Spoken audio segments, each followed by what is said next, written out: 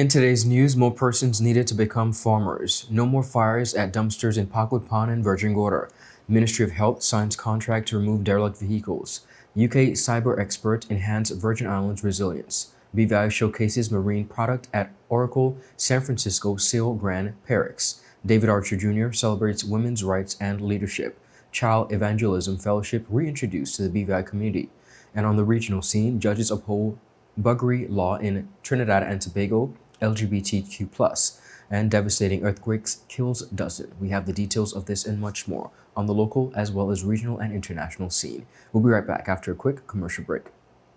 Start the year off with more. More speed, more downloading, more savings, and more fire. CCT Fire Fiber Internet gives you the speed you need to keep the whole family connected. Packages starting at $119 with speeds from 300 megabytes per second. Super fast, unlimited downloads, even more reliable connectivity, plus free live streaming TV for the family to enjoy. Sign up for the absolute best fiber internet service in the BVI CCT Fire and pay no installation fee. Plus, get CCT Live TV for free. You deserve more. Get more with CCT. Life Unlimited.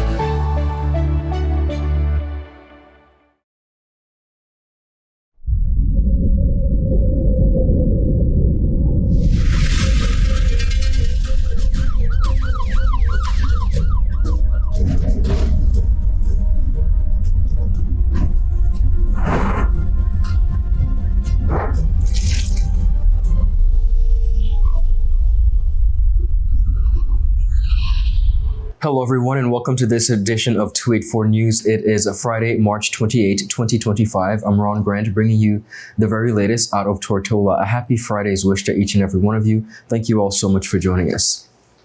Some persons involved in the agricultural sector have been sharing how they think the Virgin Islands can become more self-sufficient. They believe that now more than there is a need for Virgin Islanders to take food security much more seriously.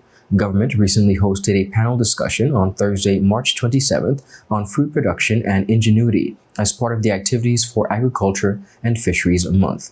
The common trust among the guests was that the BVI needs to grow its own food to become self-sufficient. Owner of E&R Farms, Roy Barry, believes they must get more persons involved in the farming industry. The trend I see now, a lot of persons are interested in eating local. And I speak from my experience. Right. When I butcher goods at the abattoir, the meat is gone even before I can blink. Okay, because it's local. My eggs are being sold out every day because they're local. So we need to encourage more persons to become farmers. It doesn't have to be a large-scale farmer, right. But if everybody gets involved and do a small bit at a time, then the numbers will grow and we can then be more focused on eating local and become a much healthier community. General Manager of Caribbean Sustainable Fisheries, Stephanie Bailey, stated that as much as they can, they should buy local. Support locals. I think the farm tourism aspect is taking off here, and I see it, and I see there's huge opportunities in that as well. And it's a way that we can, I think, education, coming back to Mr. Barry's comment, if we can get the younger people a bit more engaged, would be fantastic as well. And that comes through, education and inspiration. It's as much as inspiring people to get involved with these sorts of projects. Once people are inspired, they're going to want to get educated, they're going to want to learn more. And then I think there's also the opportunities for farm tourism. That's another aspect to what we can deliver as a country, and then it starts to pay for itself as well. So it makes our jobs as farmers a lot easier if we've got another income stream. Recent initiatives implemented at the DUMPSITES in POCKWOOD Pond and Virgin Gorda have resulted in, so far, no more fires at those facilities. That's according to Director of the Waste Management, Marcus Solomon. Solomon also said that while the incinerator is inoperable, a US-based company has provided a diagnostic report which is currently before Cabinet.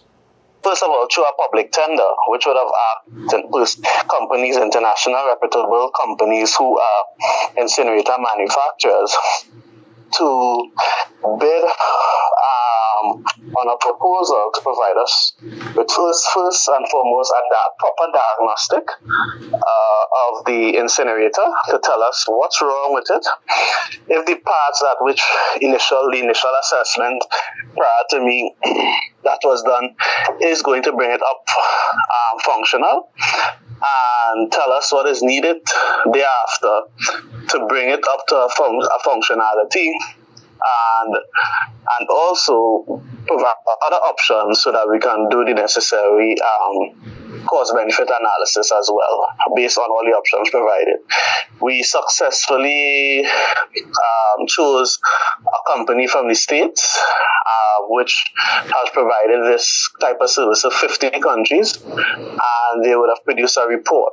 That report is before the ministry and probably is going to go before cabinet, so I don't want to go into the details of the report, but what I can say, the report did do a proper diagnostic of the incinerator, provided us with a number of options for us and the government to look at, and we await the chosen, whichever option is going to be chosen to move us forward to have that have an incinerator functioning in the BPI. Well, we have no more smoke. What we have there, we have a system in place to manage our dump sites now. So if you go back since January 2024, both Virgin Gorda and Tortola, we have had no fires at any of those facilities. We manage the smoke as well.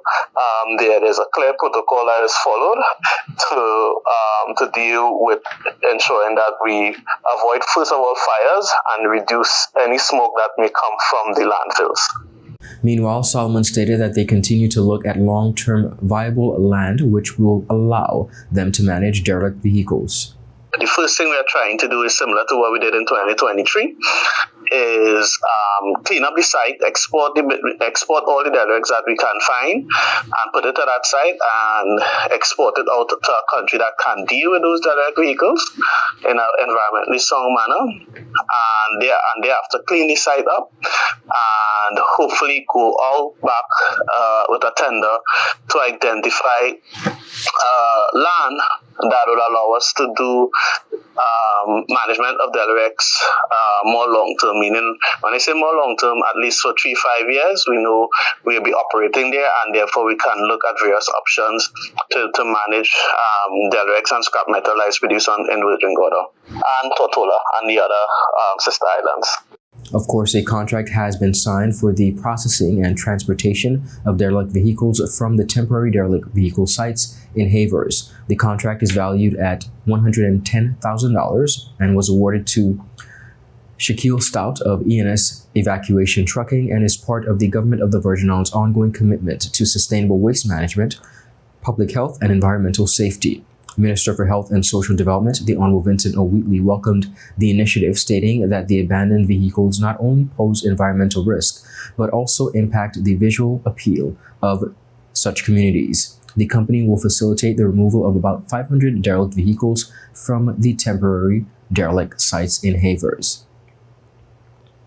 And going a little bit more in depth, the Ministry of Health and Social Development has announced that said contract, a contract for the processing and transportation of derelict vehicles from the temporary derelict site in Havers. That contract, as we would have mentioned, is costing some $110,000 and was awarded to Shaquille Stout of ENS Evacuation Trucking. This is, of course, a part of the ongoing commitment to sustainable waste management, public health, and environmental safety.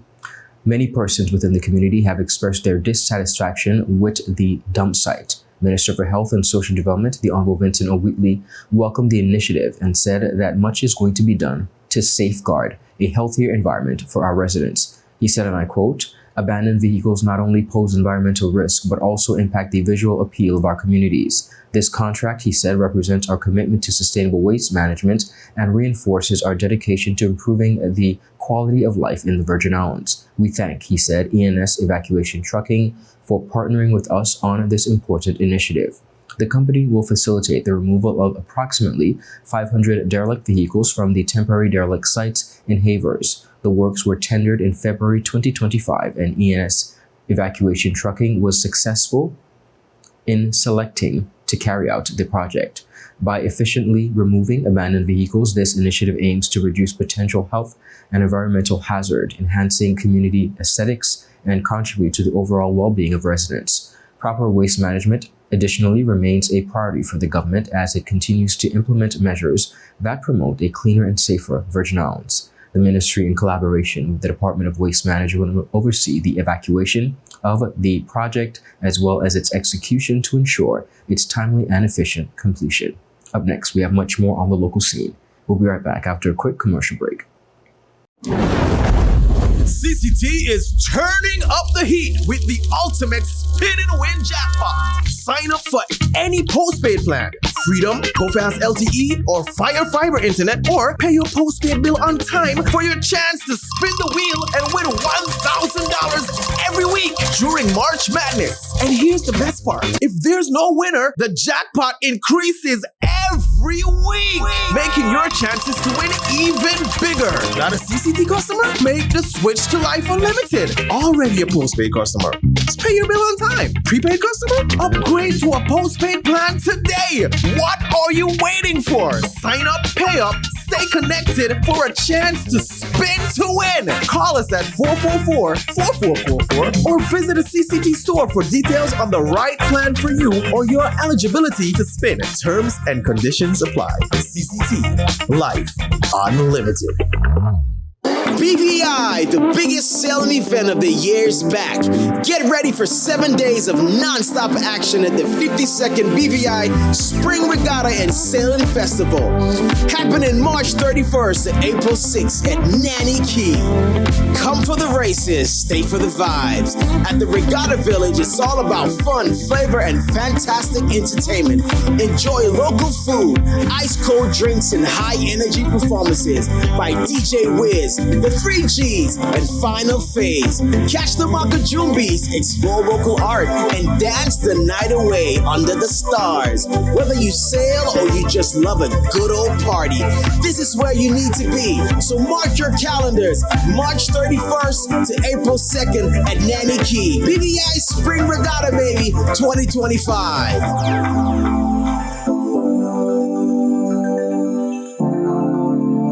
Welcome back, everyone, and thank you all so much for sticking with us. In collaboration with the Department of Information Technology cyber specialists, funded by the UK government, are conducting a national cybersecurity risk assessment and training program to improve the resilience of the Virgin Islands in the event of a cyber attack.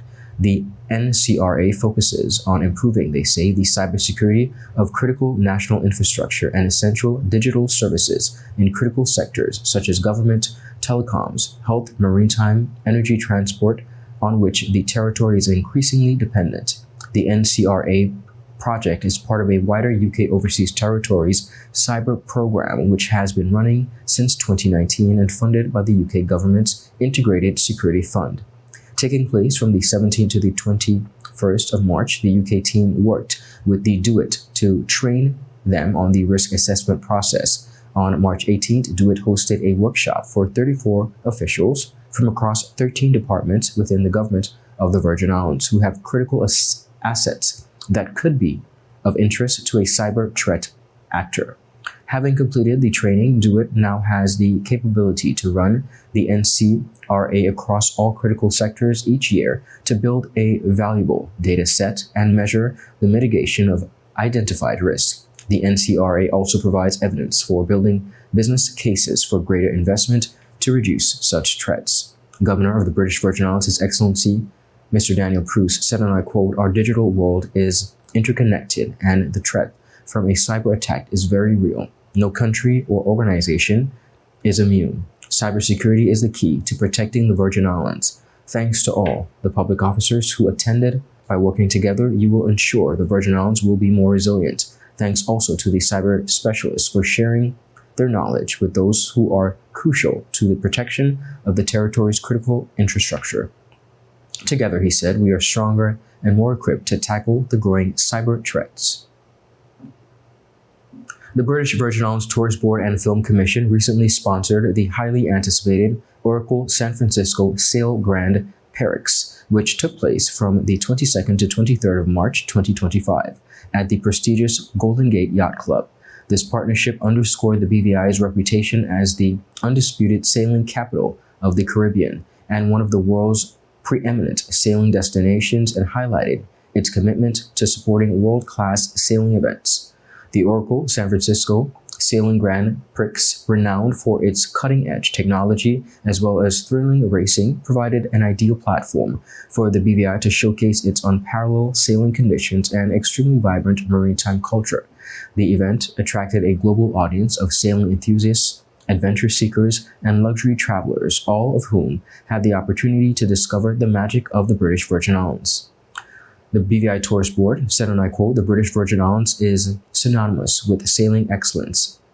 Mr. Clive McCoy added, and I quote, "Our sponsorship of the Oracle San Francisco Sail Grand Prix was a natural fit, allowing us to connect with a passionate audience as well as to demonstrate why the BVI remains the world's leading sailing destination, with consistent trade winds, crystal clear waters, and a vast network of sheltered islands sprinkled along renowned Sir Francis Drake Channel. The BVI offers," he said, "an unmatched sailing experience." Now, the BVI's prominence as a sailing paradise was further bolstered by its robust calendar of sailing regattas, including the BVI Spring Regatta and Sailing Festival, a week-long celebration of sailing that attracts competitors from around the globe. The Sweethearts of the Caribbean Regatta, a ladies-only regatta promoting women in sailing. The 48th Annual Foxy's Wooden Boat Regatta, a celebration of traditional boating and building, as well as sailing, showcasing the BVI's rich maritime history. Helly Hansen Sailing World Regatta Services Caribbean Championships, a competitive series that draws top sailors for high-level racing within the Caribbean region. Numerous local and youth sailing events that promote the development of the sport. These events, combined with the BVI's exceptional maritime infrastructure and world-class marine times, are a year-round destination for sailing enthusiasts of all levels in the BVI. Now, viewers, at the San Francisco Sail GP, the BVI Tourist Board and Film Commission hosted a dedicated booth offering attendees information about the destination. Visitors enjoyed live steel pan music as well as had the opportunity to interact with BVI representatives who were available to answer questions about the destination's sailing offerings, luxury accommodations, and vibrant culture.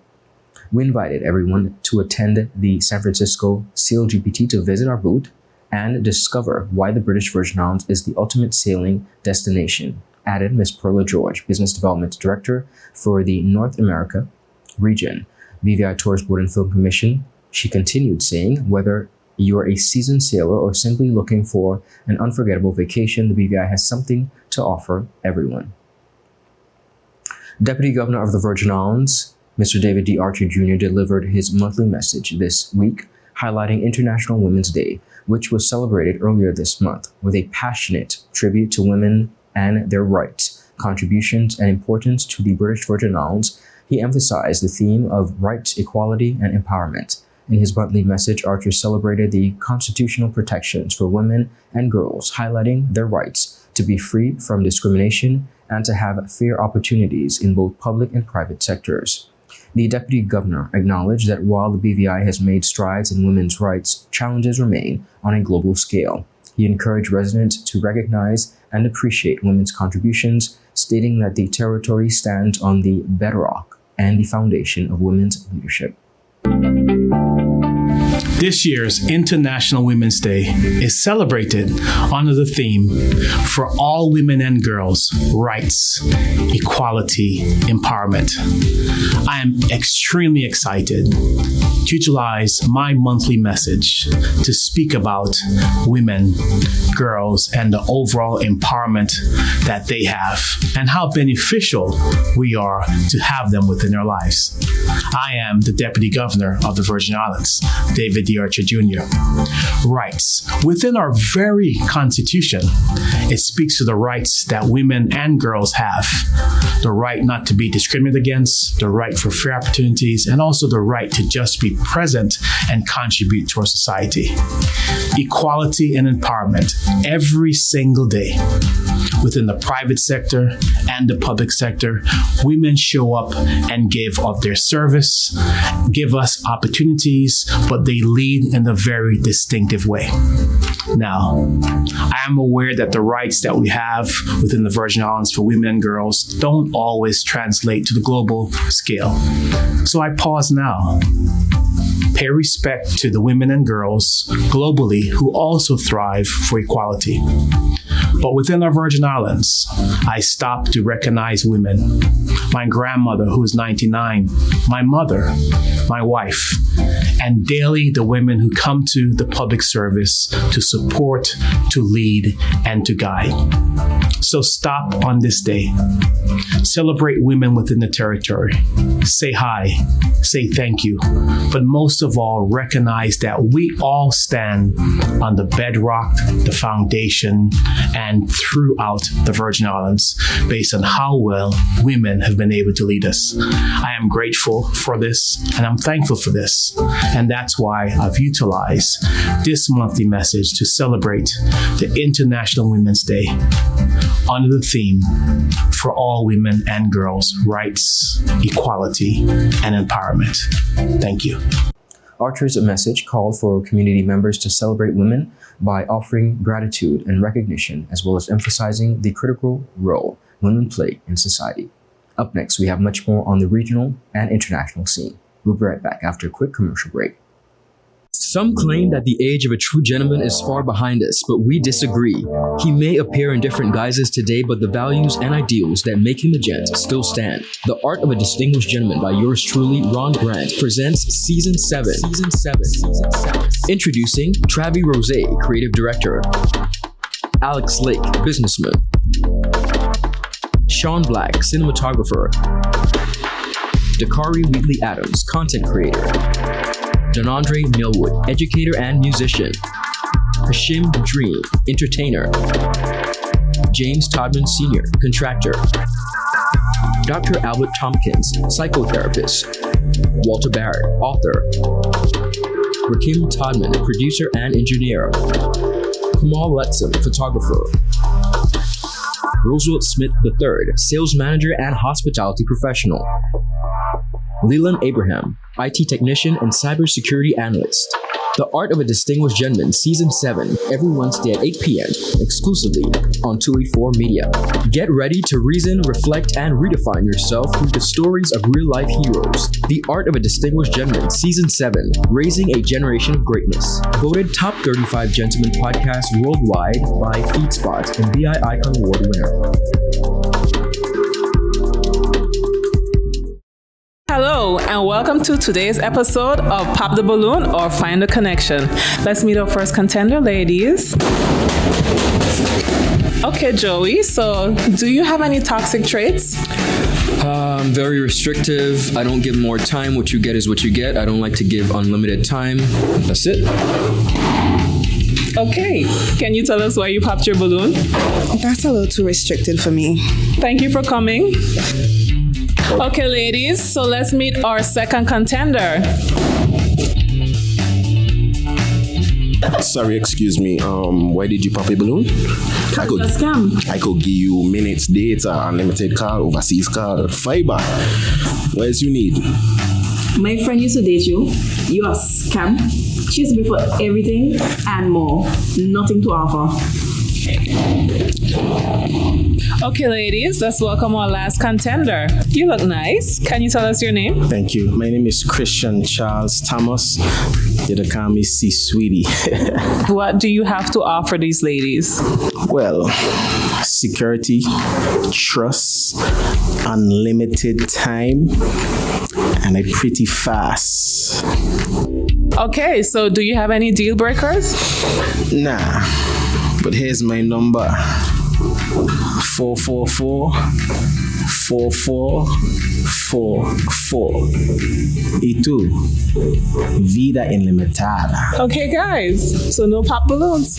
For a fast, reliable, and secure connection for your personal or business life, call us at 444-4444 or visit any of our CCT stores and we'll get you connected with the perfect match for you.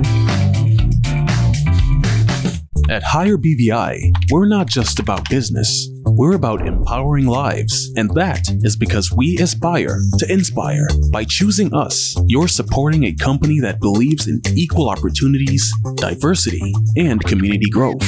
Our mission goes beyond profit. It's about providing HR solutions, fostering talent, and leaving a positive impact.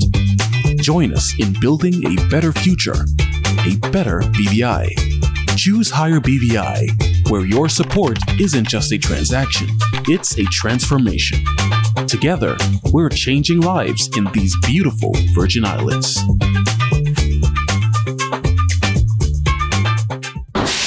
So, you're a wizard, you drive a horse, and you're uninsured? I'm covered with CG. Kalamazoo! Comprehensive motor cover for all kinds of damage. Welcome back, viewers, and thank you so much for sticking with us. Child Evangelism Fellowship British Virgin Islands was reintroduced to the BVI community last week, reaffirming its commitment to sharing the gospel with the children across the territory. As a local chapter of an international Bible-centered interdenominational non-profit organization, CEF BVI says they are dedicated to evangelizing boys and girls with the message of Jesus Christ, disciplining them in the Word of God, and guiding them into Bible-believing churches for Christian growth. In an official statement, the organization said, and I quote, "This past week of sessions with Pastor Beltane could not have come at a more critical time as the territory faces an upsurge in social disruption affecting both the community as well as schools. With increasingly growing concerns about youth behavior, violence, and moral decline, these sessions provided a timely and necessary reminder of the power of faith-based mentorship and biblical guidance in shaping the CEF BVI. It says it remains committed to being the beacon of hope, offering spiritual and moral support to help children navigate these challenging times." Close to 50 persons attended the seminar representing local businesses, churches, schools, and volunteers to learn more about CEF BVI, which is a growing ministry that seeks to reach all children in the Virgin Islands, mainly through the Good News clubs, which are now established in several primary schools. This past Christmas, over 2,000 children heard the gospel through CEF BVI Christmas Party Clubs. Child Evangelism Fellowship is the largest evangelistic outreach organization within the world, and it currently exists in over 200 countries. By 2032, CEF is striving, they say, to reach 100 million children with the gospel by training and equipping more workers and volunteers to effectively teach children. CEF BVI added that it requires the support of the community, and in order to continue to function and expand into more schools, the Good News clubs and the other annual offerings are self-funded and require additional support. The community has already begun to support the organization by volunteering and donating financial gifts. However, they are asking for more support, says that it is needed in order to impact the community in a more meaningful way. In a contentious ruling that underscores ongoing tensions between colonial legacy and modern rights, Trinidad and Tobago's Court of Appeal has narrowly upheld controversial sexual offenses laws that criminalize certain consensual sexual acts, dealing a significant blow to the LGBT community rights advocates. The Court of Appeal has issued a split decision in a landmark case challenging the Trinidad and Tobago's sexual offenses laws, maintaining controversial colonial-era provisions while acknowledging significant constitutional issues. In a 2-1 ruling, appellate judges Nolan Baruksu and Charmaine Pemberton sided with the state, upholding sections of the Sexual Offences Act that criminalize certain sexual acts. Justice of Appeal Bashit Korian dissented upon, supporting the original 2018 High Court ruling. The majority decision struck down the 25-year-old sentence for buggery, reverting to the original 5-year penalty, while maintaining prohibitions on certain sexual acts. Now, Justice Baruch emphasized the court's limited role, stating, and I quote, "Judges cannot change the law. We give effect to Parliament's intention." The ruling hinged on the constitutional, and I quote, saving clause protecting colonial-era laws from legal challenges. Justice Baruch noted that lack of prosecutions for consensual acts, questioning the law's practically utility while leaving potential reform for Parliament. An extremely powerful earthquake struck Myanmar on Friday, killing at least 144 people and causing widespread destruction across Southeast Asia, with significant casualties reported in the area of Myanmar and Thailand. The earthquake's epicenter was near Naypyidaw, Myanmar's capital, with tremendous earthquake tremors felt across multiple countries, including Thailand, China, India, and much more. Al Jazeera correspondent Tony Sheng was outside Myanmar's Defense Service Museum describing the earthquake as unprecedented in its intensity. In Thailand, at least 9 deaths were confirmed in Bangkok, with 8 victims killed when a 30-story building under construction simply collapsed. Rescue workers reported that 43 workers were trapped and 117 people still missing. The Stock Exchange of Thailand suspended trading in response to the disaster. The state media reported extensive infrastructure damage, including a collapsed building in at least 5 cities. A railway bridge and road bridge on the express were destroyed. Cultural sites, including the National Museum and former Royal Palace, suffered also significant damage. Chinese media reported tremors in Yunnan and Sichuan province and the injuries and house damage recorded in broader cities. Of course, in others, shaking was so intense that residents were unable to stand. Rescue and recovery efforts are still ongoing, with hospitals overwhelmed by injured victims. The full extent of the earthquake's impact continues to emerge as communications and assessment efforts progress. Viewers, that is it for today's news roundup. Be sure to follow us for your daily news updates at Tweet4Media and Tweet4BVI on Instagram and X, formerly Twitter. In addition, follow us on our WhatsApp channel for daily updates. I'm Ron Grant. Have a safe and enjoyable Friday. Happy Friday. And of course, enjoy your weekend. Goodbye.